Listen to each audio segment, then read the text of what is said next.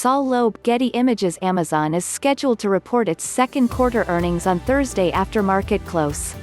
Shares of Amazon are up more than 63% year-to-date, while the S&P 500 is roughly flat in the same time frame. Here's what 4 analysts are talking about before the tech giant's earnings. Watch Amazon trade live on Markets Insider. Read more on Business Insider. Amazon is set to report its second quarter earnings Thursday at 5:30 p.m. Eastern Time in what is shaping up to be a major week for big tech companies. Tech stocks have risen to multiple fresh highs in recent weeks and led the broader market's recovery from the pandemic meltdown in March.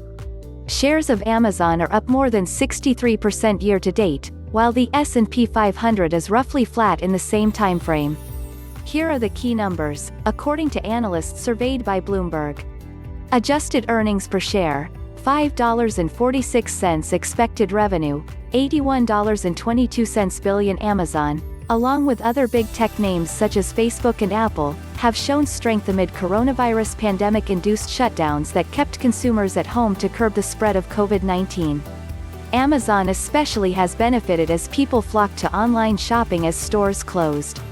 Read more. 200-plus money managers pay thousands to set eyes on Jim Osman's stock buy list. Here are 2 he says are set to soar, and an under-the-radar IPO to keep a watch on. In the first quarter, Amazon revenue surged 26%, beating analyst expectations, but earnings per share fell as uncertainty from the pandemic led to higher expenses. Amazon's earnings release comes one day after CEO Jeff Bezos gave testimony at a historic congressional hearing concerning tech antitrust issues. Here's what 4 Wall Street analysts are talking about ahead of the company's earnings release. Point 1. Jefferies, Amazon as a key beneficiary of shelter-in-place and work from home. Price target, $3,800. Rating, buy. The stock is up approximately 30% since reporting earnings last quarter as the company is collectively viewed as a key beneficiary of shelter-in-place and work from home, wrote Brent Thill in a July 19 note. For AMZN, easy comparisons in Q2 for the retail business and tailwinds from the pandemic position the company for strong sales growth, said Thill. Our overall Q2 sales estimate represents 28% YY growth and is 1% above consensus, driven by accelerating growth in core retail.